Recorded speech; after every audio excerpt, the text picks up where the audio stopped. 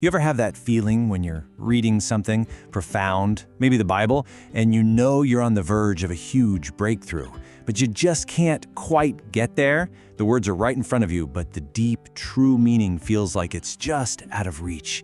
It is so frustrating. I mean, it's a terrible feeling, right? You can read a whole chapter, you close the book, and then it hits you. You have no idea what you just read. It happens to us all, and it's easy to think, well, maybe this deep study stuff just isn't for me. But what if the problem isn't you at all? What if it's the tools you're using? You see, the issue isn't that we don't want to understand. We open the pages looking for a little bit of encouragement, a moment of peace. And that's a great thing, but here's the catch. Reading for comfort is not the same as reading for comprehension. When we just skim the surface, we end up missing what the author was really trying to say. Okay, but here's the good news. There is a super powerful, really practical way to get past that surface-level reading and into true understanding. It's a famous tool called the Inductive Bible Study Method, and it's designed to help you just let the text speak for itself.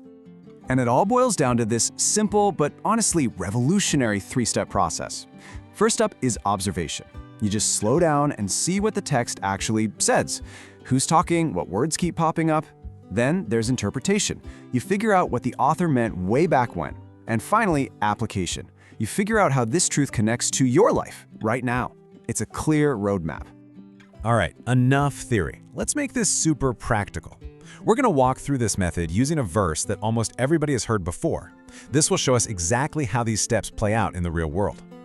Here we go. Philippians 4, verses 6 and 7. Now, at first glance, this seems pretty straightforward, right? A simple command. Don't worry. Using our new method, we'd start by observing words like anxious, prayer, thanksgiving, and peace. But the real magic, the real power, happens in step 2, interpretation. And this is where our story takes a really cool turn. We call this a modern method, something new. But what if I told you that the engine, the real powerhouse behind that critical second step, was actually designed almost 500 years ago?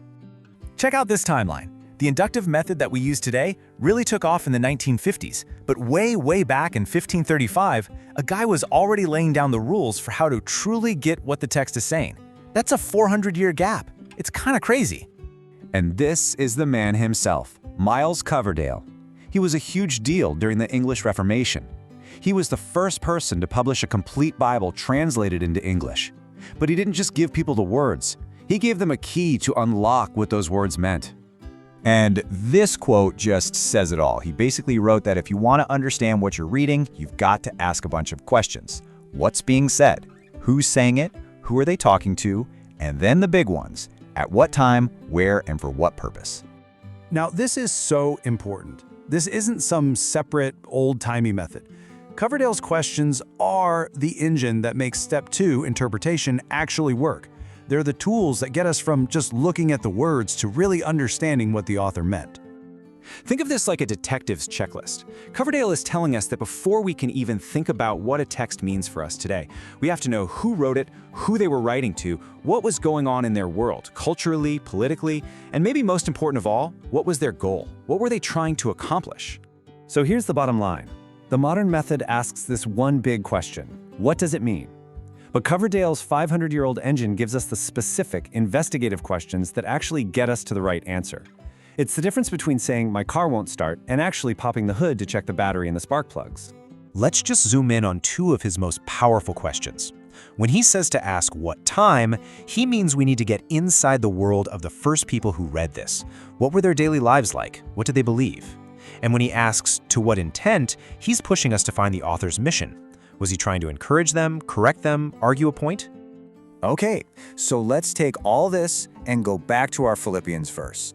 We've observed the words. Now let's fire up Coverdale's engine for our interpretation and just see what happens. Look at the difference here. It's night and day. Without context, it just sounds like a nice self-help tip. Feel bad, pray, feel better.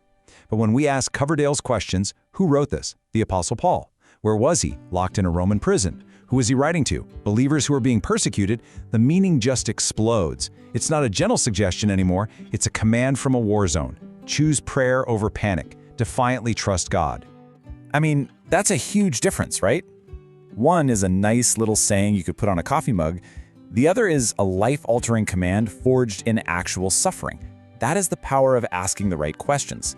Context doesn't just add a little flavor, it changes the entire meal. And look, this is not just some nerdy academic exercise. Getting the interpretation right completely transforms how we do that final step, application. Because what you do with a verse depends entirely on what you think it means in the first place. And that brings us to the whole point of this, authentic application. It's not about just following a simple rule.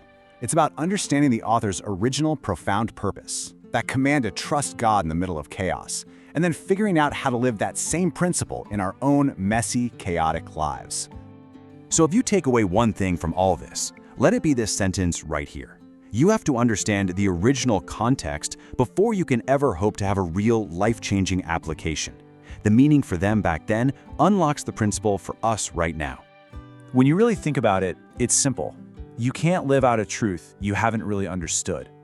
If we want Scripture to actually transform us, we have to do the work, using these ancient keys to fully grasp what's being said.